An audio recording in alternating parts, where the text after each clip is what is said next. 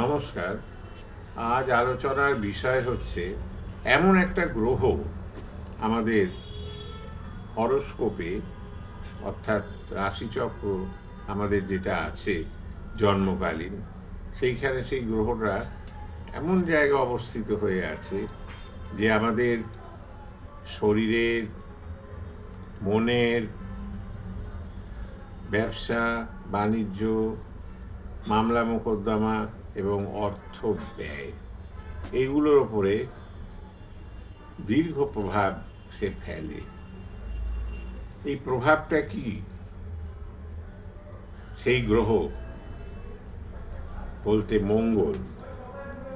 মঙ্গল গ্রহ যে শুধুমাত্র বিবাহের ক্ষেত্রেই বিচার্য তা নয়।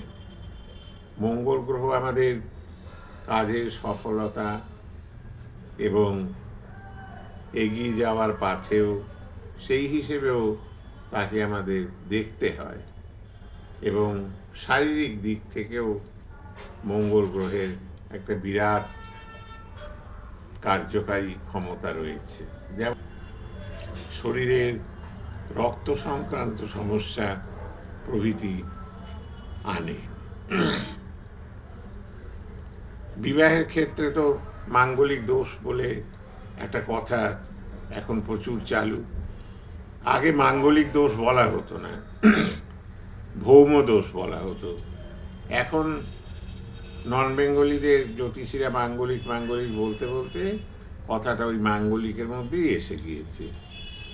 যাই হোক, এই মাঙ্গলিক দোষ কত প্রকারের আছে। এখানে আমাদের দেখা যাচ্ছে যে লগ্নের মঙ্গল, চতুর্থে মঙ্গল, সপ্তমে মঙ্গল, অষ্টমে মঙ্গল এবং দ্বাদশে মঙ্গল, এই মঙ্গলগুলো মানে কতটা কার্যকরী হচ্ছে কোন কোন ক্ষেত্রে, সেইগুলো আমাদের দেখতে হবে, জানতে হবে। আমি বহু পুঁথিপত্র অধ্যয়ন করে একটা সিদ্ধান্তে এসেছি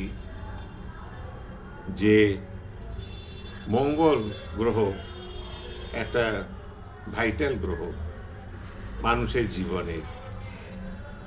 কারণ মঙ্গল রক্তের কারক। আমার শরীরে যদি রক্তের প্রাবল্য না থাকে, রক্ত যদি কমে যায়, তাহলে কর্মক্ষমতাও কমে যাবে, কিছুই করতে পারবে না। সুতরাং মঙ্গলকে প্রাধান্য দেওয়া উচিত। মঙ্গল গ্রহের অবস্থানে অনেক খারাপও আমাদের হয়, সেই খারাপটাকে জানতে হবে। যেরকম শনি এবং মঙ্গল যদি এক জায়গায় থাকে, তাহলে সেটাকে বিষ যোগ বলা হচ্ছে। অর্থাৎ এই শনি মঙ্গল এক জায়গায় থাকলে বিবাহিত জীবন খারাপ হবে। কোন দিক থেকে খারাপ হবে? যদি লগ্নে থাকে, তাহলে শারীরিক দিক থেকে সে ক্ষতিকারক করবে। আচ্ছা, চতুর্থে যদি থাকে, তাহলে দেখা যাচ্ছে যে তার গৃহে, তার পরিবেশে, তার বন্ধু বান্ধব, ভাই, সমস্ত পরিবার নিয়ে সে একটা দাম্পত্য কলহের মধ্যে পড়ে যাবে।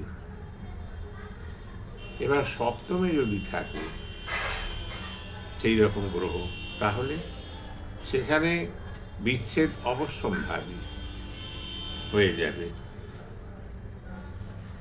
এবার অষ্টমে যদি থাকে সেইভাবে অশুভ মঙ্গল গ্রহ, তাহলে সেখানে দেখা যাচ্ছে যে কেস কামারি, মামলা মোকদ্দমা হয়ে একটা বিচ্ছেদ। দ্বাদশে অর্থাৎ সে যদি থাকে, তার ব্যয়, অর্থ ব্যয় করিয়ে সেই ব্যক্তিকে একটা মানে নিঃস্ব করে দেবে। এই মাঙ্গলিক দোষ আমরা অহরহ দেখছি যে কোষ্ঠীতে আছে। তবে এর একটা খণ্ডন করার যোগও থাকে।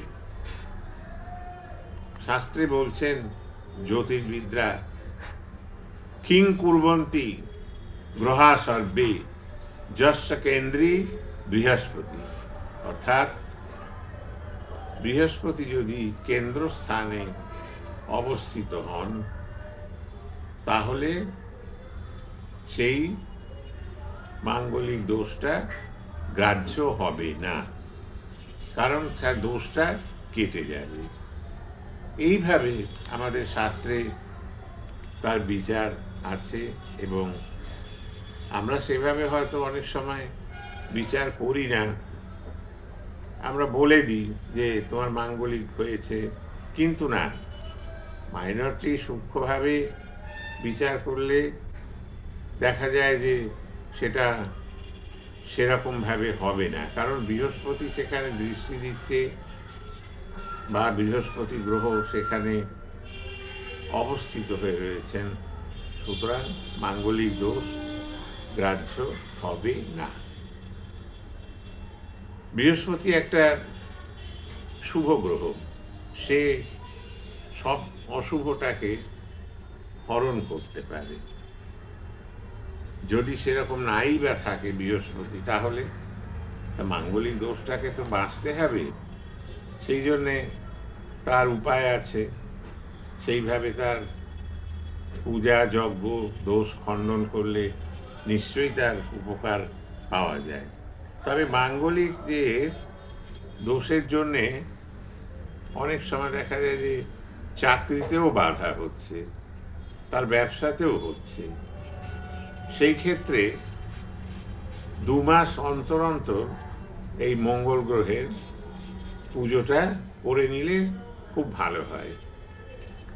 আর সাধারণভাবে আমি কিছু উপায় বলছি, যেটা আপনারা শুনুন।